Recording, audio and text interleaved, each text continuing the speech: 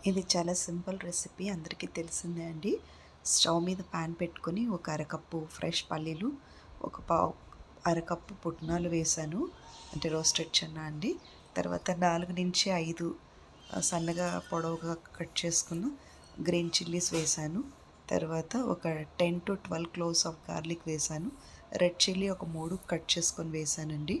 అన్నీ చక్కగా వేగిన తర్వాత ఒక ఒక బౌల్‌లో ఒక 4-5 కప్స్ ఆఫ్ పఫ్డ్ రైస్ తీసుకున్నానండి.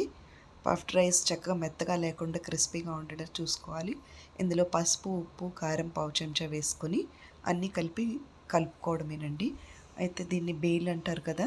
ఇది హిందీలో అయితే దీంట్లో మనం సర్వ్ చేసుకునేటప్పుడు మాత్రమే ఇది చక్కగా ఒక 2-3 డేస్ అలాగే ఫ్రెష్‌గా ఉంటుందండి. ఎయిర్ టైట్ కంటైనర్‌లో కనుక మనం పెట్టుకుంటే very easy to cook. Same ఇదే మెథడ్‌లో మనం దంపుడు అటుకులతో చేస్తాం. అదైతే కొంచెం అటుకులు వేపుకోవాల్సి వస్తుంది కదా! పల్చటి అటుకులు అయితే వేపుకోకుండానే ఇదే ప్యాటర్న్‌లో చేస్తారు. ఇది పఫ్డ్ రైస్ మనం క్రిస్పీగా ఉందా, సాఫ్ట్‌గా ఉందా, చక్కగా ఉందా లేదా చెక్ చేసుకోవడమే దీంట్లో అదే టేస్ట్ ఎలివేటర్ అనమాట. అయితే మనకి దీంట్లో ఒకటి ఎయిర్ టైట్ కంటైనర్‌లో పెట్టుకుంటే 3-4 డేస్ చక్కగా నిలవ ఉంటుందండి. జస్ట్ మనం సర్వ్ చేసుకునే ముందు కొంచెం తురిమిన క్యారెట్టు, బీట్రూటు, కొంచెం తురిమిన పచ్చి మామిడికాయ, కొత్తిమీర, ఉల్లిపాయ, టమాటా వేసుకోవాలి. లేదంటే బొరుగులు మెత్తపడిపోతాయి. జస్ట్ మనం ప్లేట్‌లో పెట్టి సర్వ్ చేసుకునే ముందే ఆ కంటెంట్ అంతా వేసుకోవాలి. కొంతమంది దీంట్లో సేవ్ అని చెప్పి వేస్తారు.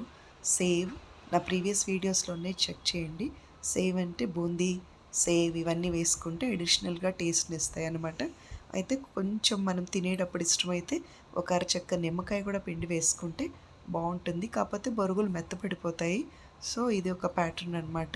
అయితే ఇది బొరుగులతో అవలక్కి అని చేస్తారండి కర్ణాటకలో. కొంచెం బొరుగులు తడిపి ఉప్మాలాగా వేసుకోవడము. అది నా ప్రీవియస్ ఆవకాయ పప్పు ఛానల్‌లో మీరు గనుక షార్ట్స్ చూస్తే అది కూడా నేను చూపిచ్చానండి.